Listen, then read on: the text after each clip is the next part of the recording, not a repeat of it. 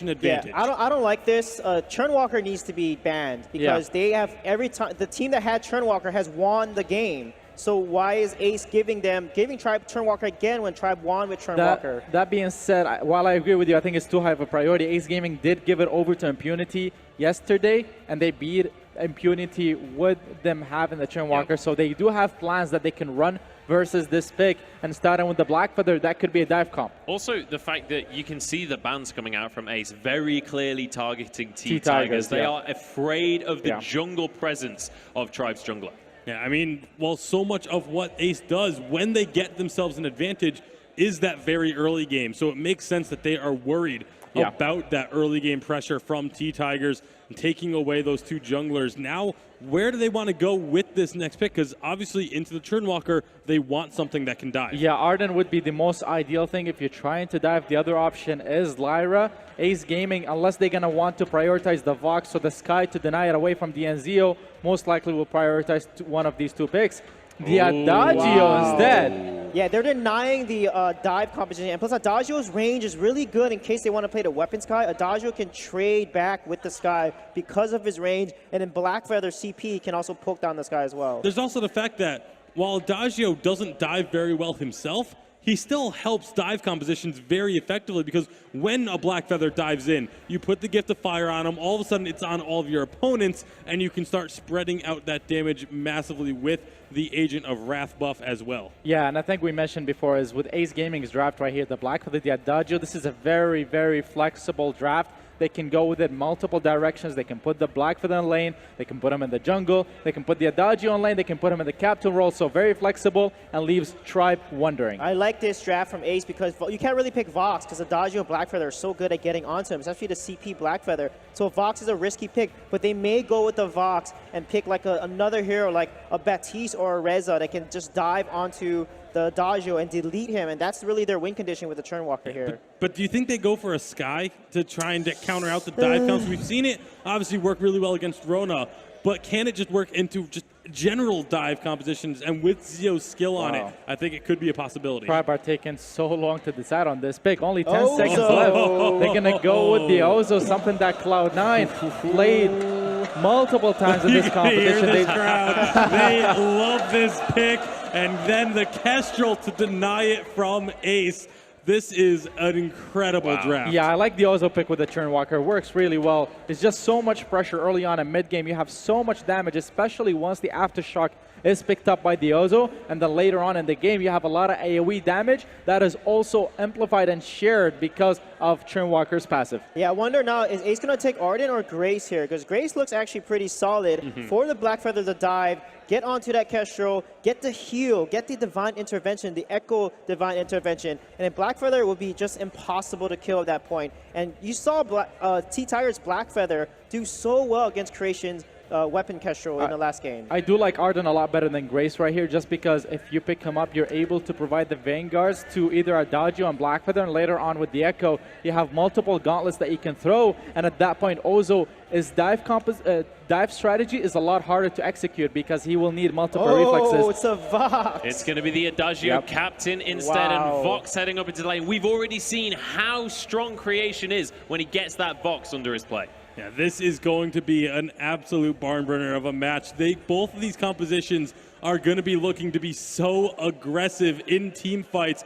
Very aggressive positioning to be coming out. All right, prediction time once again, boys. Tasty Bacon, we'll start with you this time. Who's going to take game number 4? This is such a tough one because both of these drafts are exceptionally strong.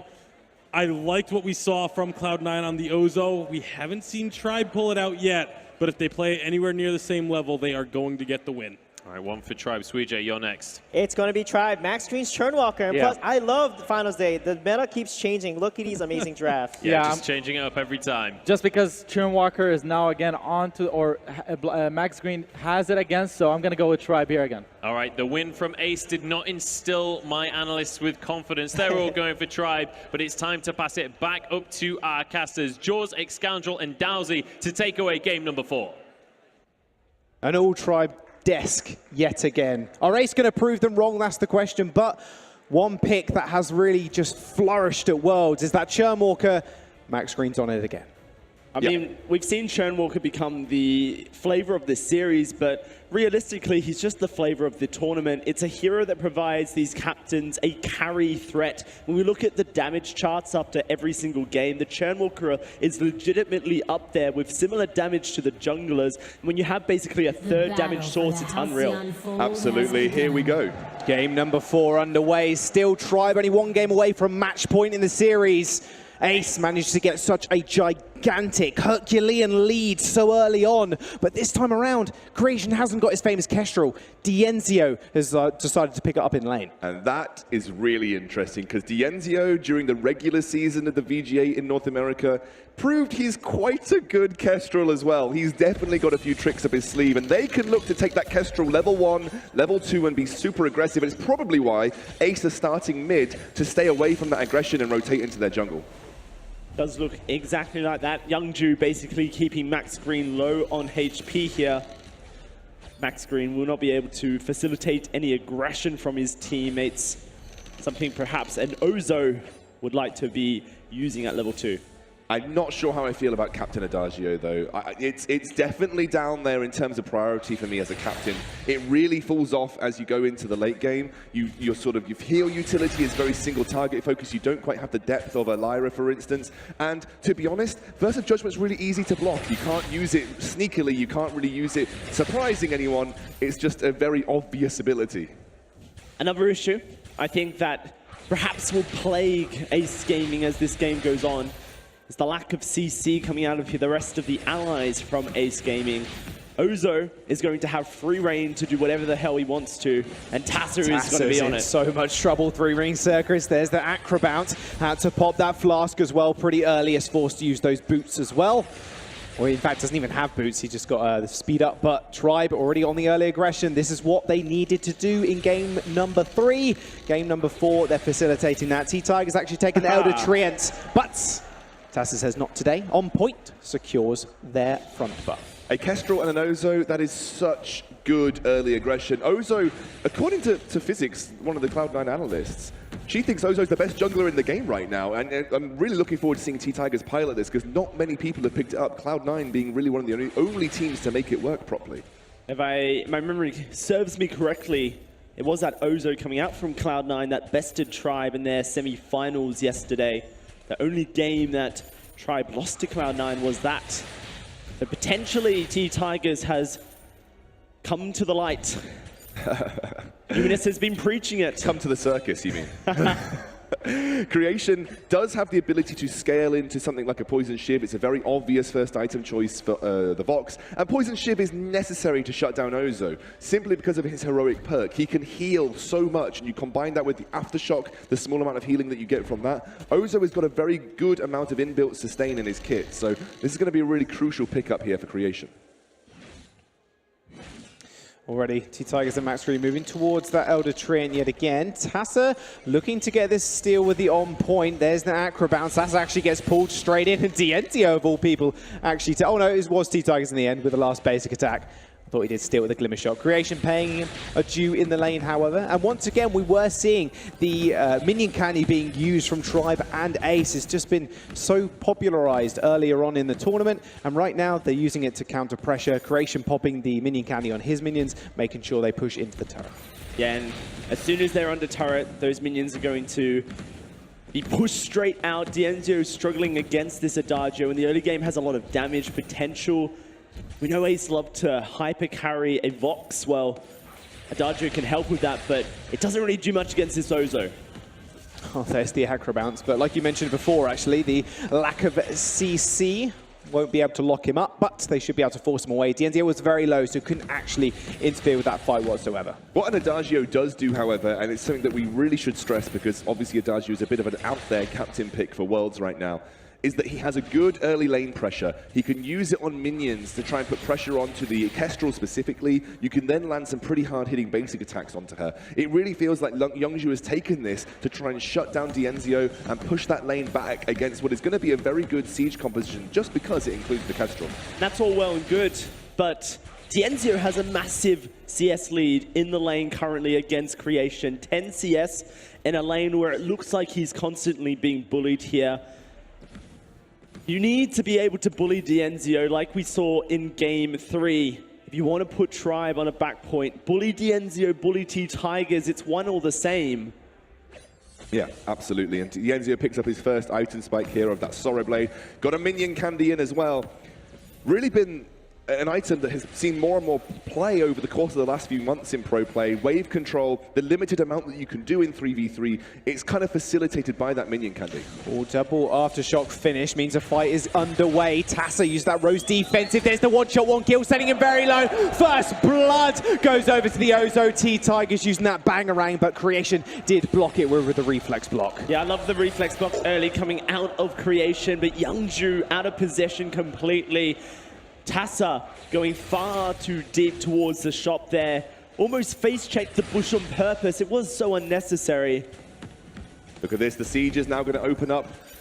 Just been trying to be cheeky, Youngju, keep that large minion alive for a little bit longer, but this is so early into the game that Tassa is able to respawn and get back to lane quickly. And then again, too much of a threat for Tribe to go all in on this turret. The early wave clear from Ace is good. You have the Adagio to apply a dot to the rest of the wave, and then Creation can use the Agent of Wrath to help empower his basic attacks to clear out very quickly. And what Ace want to do in the long run as well is make sure they can carry on the Korean dynasty that was Phoenix Armada. They want to prove to the world that Korea is the best region. But Tribe right now, they are 2 games up in the series. TSM lost 2-4 against Phoenix Armada last time around, and Tribe not willing to let that one get to their heads. It has been a titan battle between East Asia and North America over the course of the last few years. It has been 2 Vainglory God regions going up against each other. Last year, East Asia got the better. Rox Armada came in by storm. Tribe are looking to bring the crown back to America. Bangarang, straight in. Ooh. Nice Rose offensive from Tassa. They're going to pull that minion straight back in. Max Green gets the healing camp as well. Youngju is on the bottom side, does have the flask available for him, so he could actually move up to go for a small engage, although Youngju and Tassa, there's the acro bounce. That was the longest acro bounce I've ever seen. Dienzio's still going to try to chase this one up. Fountain actually popped from Youngju, but he's completely out of the fight. Dienzio has to get the flash used on him also, but Tassa goes extremely low. 3 ring circles from the Ozo. The crowd erupts as Creation gets taste under turret as well. T-Tigers looking for blood, but Creation a little bit too fast on his feet. This should be an easy turret take now for Tribe. They have got the health advantage. The fountain has already been used, and there the siege and turret taking potential of a Kestrel comes to life. How did they get that advantage there, Dowsing? It's just been dominance in the jungle where T-Tigers is being completely unmatched here. Dienzio having a CS lead over his counterpart in the lane, whilst right now it doesn't seem like much, and it's starting to whittle down a little bit. Creation had to invest 700 gold into a reflex block early because of the threat that T-Tigers Bangarang is to this box, and that's allowed Dienzio to snipe another item, the Tyrant's Monocle. We do finally see the breaking point. It's the difference in builds that we're seeing between the Kestrels. Creation, a very much breaking point, basic attack, kiting build coming out. Dienzio looks like he's going for El Clasico, the double Tyrant's Monocle after the Sorrow Blade, the heavy hitting damage, slightly worse on this current update than it was previously, but you do pierce a lot of armor with Glimmer Shot. That was the trade-off. Glimmer Shot used to be more powerful, but now it's more armor piercing. Hit level 6 on our captains. Trespass, Verse of Judgment. Massive ultimates have been completed. However, Max Green has a Crucible, which means that Verse of Judgment, which you already mentioned, Scoundrel, is so telegraphed, should be easily blocked by Tribe's captain. When you look at the items in Youngju's camp, there is no Crucible yet. He's going to finish it up right now. There we go. One shot, one kill onto Tassa. One chain does land from Max Green. They're going to roll straight in. Trespass is going to get blocked by the Crucible. He only recently just bought a wait for it. Will silence all 3 members, but Max Green pops the Crucible at the perfect time. They're going to go straight back in, but T-Tigers, his ultimate's going to get blocked. A Bangarang in a 3-man circus isn't quite enough to heal him. They find their first kill on the board, actually make that 2 as T-Tigers and Max Green fall, and the gold miner is the next on the menu for Ace. That was a really, really weird engage from Tribe right there. T-Tigers jumped straight in, and they had so much to kite back from. Creation wasn't getting focused. Let's take a look at the replay. Ace just so good at kiting back here, and with T-Tigers being on the front line, soaking up so much damage, the Resonance bounces allow Creation to stack up that breaking point, and it's that difference in item build that we see between the two Kestrels, where Creation in a team fight like this would have been stacking up a breaking point as well. A sustained fight may have favored the Kestrel, but a 2-item build on Vox, this Poison Shiv and Breaking Point, provides so much power early on. You saw Poison Shiv shut down Ozo in that last team fight. He had almost no sustain because of those mortal wounds. It is such a massive dent in Ozo's kit, and that's why Poison Shiv has been classically a really good item at shutting Ozo down in general. What I think was the real problem was they put all of their eggs in the Tassa basket in that fight. They dove on the Tassa, and he was able to use that Rose offensive to get out pretty much for free, on point, slowing everyone down, and honestly, Creation was untouched. Creation needs to be that target that you aim to blow up, and Tribe just didn't quite find that right there. Well, this plays into Tribe's strategy, the way they like to play around Dienzio up in that lane. They send T-Tigers in, they throw him in, Max Green can follow him up, and then Dienzio can sit back, rain those glimmer shots down with the double monocle build, which he's facing up here. But the problem is, if Ace are able to kite back, which you mentioned a second ago, Dazzy, which is something they're so good at doing, they can then re-engage as soon as T-Tigers has blown all his cooldowns. And whilst Adagio hasn't really been the premier healing captain for quite some time, he does heal up, and he does provide Agent of Wrath for extra damage. Turret ends up falling though, versus Judgment is going to come down, it's going to get blocked. Max Green could use the Crucible, banger rank straight in, Fountain to keep both teams alive, but Creation and Tassa managed to find the first kill on T-Tigers. Dienzio's going to fall as well, and Max Green is running for the hills. This is the problem with this build from Dienzio. You are so static when casting these glimmer shots that you can get dove so easily. Both Vox and Blackfeather are so good at diving a target, and they have instantly turned on Dienzio when he has shown his face in these teamfights. And what this very peculiar Captain Adagio pick, it's really the first time we've seen it come out in this tournament. It allows her Creation to be able to build double defensive on a Vox. Often, especially over in Europe, we see a very forced build of double Tyrant's Monocle with a Poison Shiv and a Breaking Point, so you can charge down the Kestrel and try and take her out as quickly as possible. When you give that Agent of Wrath over to the Vox, it gives him extra damage coming out. Creation can be a little bit more tankier and withstand the storm. Interestingly enough, I actually think the Captain Adagio, I kind of see why it's coming into play now. Gift of Fire is a really good way of applying a slow that consistently applies some damage to a target. That slow, and combined with the Agent of Wrath that you can give over to a target, means that you can actually chase down a squishy target that much more easily. You apply the Gift of Fire to Dienzio, you allow Tassa to do the rest of the work. It's very easy to chase down a target when you have that applied.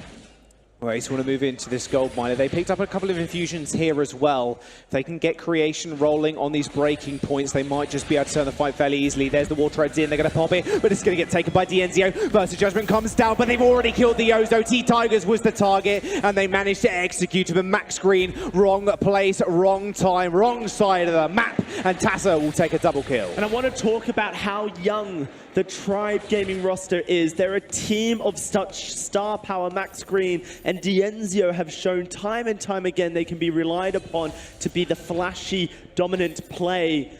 But when they're on the back foot, that's when that youngness, that lack of maturity and experience can sometimes get the better of you here.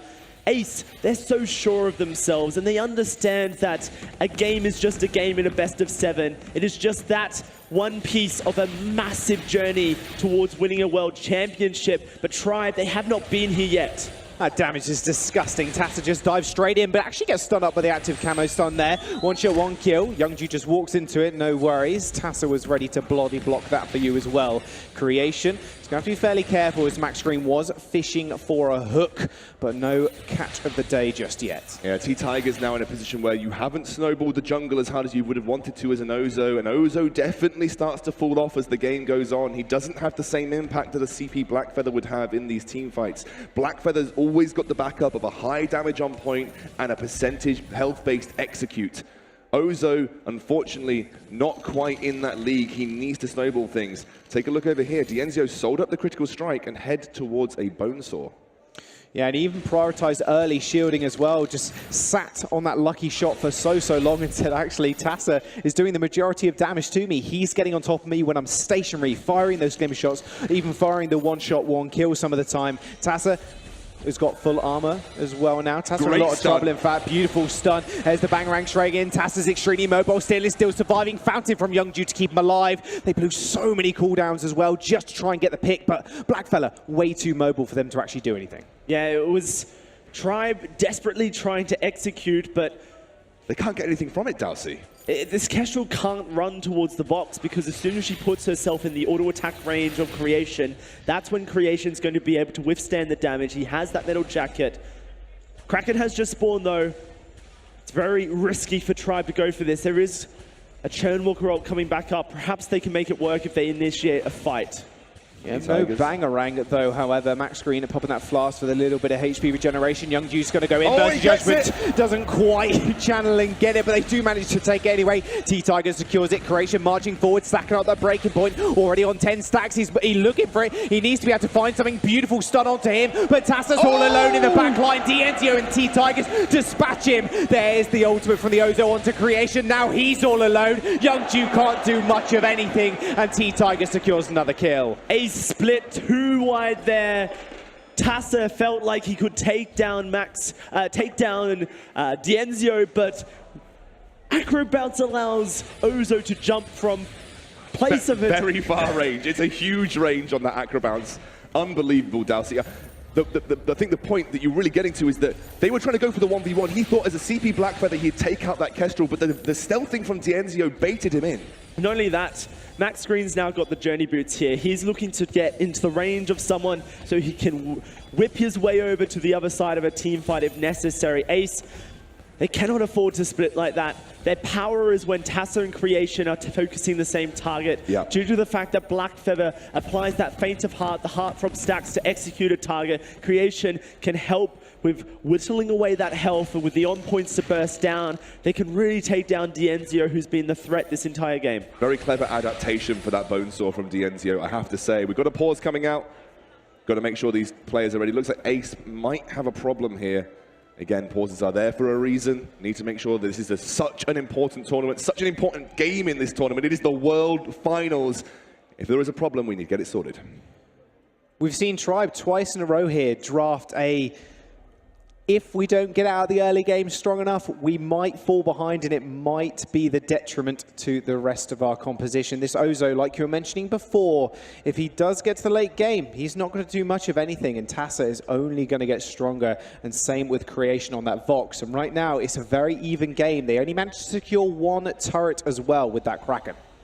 I think Dowsey hit a really, really good point in that last team fight. It's the fact that Ace need to dive together. The whole composition revolves around the ability to jump in with Blackfeather, apply the Gift of Fire while giving the Blackfeather a slight boon in HP as he jumps in, and then use that to slow down the Kestrel. It is a combination dive coming in. The reason that you saw Tribe turn things around after that Kraken fight was that Blackfeather tried to go 1v1 versus Dienzio. He was out of range of a Savior Fountain, and that, like Dowsey said, the Acro Bounce managed to get him in such a long range engage that they were able to then pinpoint and take out the Blackfeather, which realistically is probably the major threat now in terms of straight up burst damage going into these fights. And he's only going to get stronger. He has that Eclipse Prism, I believe, in his inventory, looking to go towards either a Shatterglass, but more likely the Dragon's Eye for himself, so that as the fight goes on, he's getting more and more threatening with the damage he can output. Allows you to take down that Ozo once you've dealt with the Kestrel. Yeah, we are still in the brief pause. Looks like Ace are managing to sort themselves out, so it shouldn't be too long until we get back into the game. We're currently 2-1 in this series right now. Ace on the brink of bringing things back to level pegging. Dienzio was so confident going in. He said, if we win the first game, series ours, boys. Doesn't seem like they're giving it up that easily. Look at that VIPL trophy there. It's what these guys are playing for, to name themselves the world champion. And back when Vainglory was fighting for that VIPL trophy all that time ago, it was North America that dominated to begin with. But then we saw the rise of East Asia and Phoenix Armada coming on through. to take away a world championship, take away that VIPL as well. I know fans from North America would wish it was back in their camp. Yeah, and there was a Flash X last Worlds as well. It wasn't NA versus EA. It was NA versus Phoenix Armada. It's just so poetic, isn't it? That once more, it's a single East Asian team that is fighting their way from the group stages here. We lost Detonation and former world championships, Rox Armada, previously Phoenix Armada, in the group stages. But Ace, they have looked to overcome so far, taking down the home crowd's favorite of Impunity. In what looked to be a series they struggled in, but were able to out-rotate and out-macro game their opponents. And let's not undersell how Tribe got here. This is a team that has always been the bridesmaid, never the bride. Cloud9 have consistently held that bouquet throughout the entire year. And finally, Tribe got their shot at the most important tournament of the year, the legacy tournament of 3v3 Vainglory. And they could potentially seal themselves in history as the second official Vainglory World Champions. Obviously, VIPL counted before, but this is the second official Vainglory Championship, and they could be the champions. Yeah, and last time Tribe and Cloud9 played on such a big stage was at the Unified Champions over in LA, and Cloud9 took them 3-1. This time, Tribe took them 3-1 in the semifinals, landing them where they are right now in the finals against Ace Gaming. And after Immortals, Dienzio's former organization, dropped into the Challenger Series in spring after losing to G2 at the Unified Western Live Championships in London in spring. It was a revamp, a reshuffle, and a new goal. They had to win a world championship. They said, we're back here. We'll have to see if that goal can come through. Yeah, we are straight back into the game. Tribe had to do a little resetting there after T-Tigers did end up falling over. That Kraken did only take one turret, mind you. So we'll look where Dienzio chooses to go. He is going for a fourth offensive item here. Not too worried about that damage coming out from Vox. Maybe a tornado trigger. That would be the one that really brings in a basic attack focused style of gameplay from a Kestrel, which is usually so focused on glimmer shots. Be very interesting to see if he does go towards that. It will really decide whether or not Tribe wants to kind of play to what Ace Gaming have been producing so far in this game, the mini meta of a series. Be more typical that a monocle would come through. I just have that sneaking suspicion. Look at that damage. There's the Trespass going to get blocked. War Treads defensively used by Young Ju. There's the Versus Judgment. It's going to get blocked as well, but they're going to jump straight on Creation. Oh! Bangarang into the stun. 3-ring circus to pick up the kill. Acro bounce on top of Tassa. Young Ju's really low as well. Dienzio's just going to be able to cut him down. This very well could be the ace for Tribe. One shot, one kill goes wide, but it doesn't matter. T-Tigers might just be able to find it. There's the final Acro bounce. He trades one apiece, but Tribe still get the ace. Look at the difference when Tribe focused down the Vox instead of going for the Black Feather. Much easier target as the turret opening to the base falls, and they are going to look to potentially take the Kraken on respawn. It might be there pretty soon. Let's have a look at this replay. Creation just got singled out right here. Far too forward in the team fight. Jumps forward onto max screen. Great blocks, but it just wasn't enough to be able to survive. And that burst of judgment, we've criticized how easily it is to dodge out. Not only that, it renders Youngju useless throughout a team fight. He's not able to do anything to keep Creation alive. And when Creation is dead, there's no hope for Ace. He channeled the burst of judgment. He put himself out of Gift of Fire range. He wasn't able to back up a Vox that was so direly in need of trouble, in need of saving rather. And again, like you said, that is just such an easy ability to Crucible. The Kraken has been unleashed for Tribe with just 2 turrets remaining. Oh, there's the Trespass in. Creation is going to get focused down. There's the Versus Judgment left all alone. Big silence comes out from the Vox, stopping T-Tigers' damage for the time being. But he's still going to go down. Dienzio left completely alone. Will actually just go down anyway as Tassa just cuts him through. A 2-on-2 is T-Tigers marching forward. They're going to focus Youngju. A bang, an Acro bounce straight on top of him. A 3-ring Circus finishes off the kill. Tassa gets yanked back in. And another Acro bounce. The sustain coming out of T-Tigers is way too much for Tassa to deal with. Max screen ends up falling, however. That Kraken still marching on Ace's base, but T-Tigers finds the ace. That is what happens with an Ozo when there is no poison shield to deal with him. He's going for the win right now. He's going to push with Kraken. Another turret down. T-Tigers looking to end the game, but Creation is alive. He needs to be able to kill him. The Mortal Wound will stop the healing for the time being, but he still needs to deal with the Kraken. I don't think there's any way he's going to be able to do it unless Youngju can make it there in time. This could be match point for Tribe. Kraken's just going to knock down the base, but it's so close. Creation, Tassa, Youngju, they're all alive. Kraken needs a couple more hits. Ace Gaming, this is their thread, their lifeline, but Tribe are just going to take it to match points.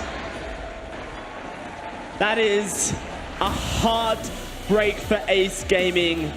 It felt like they had figured out Tribe,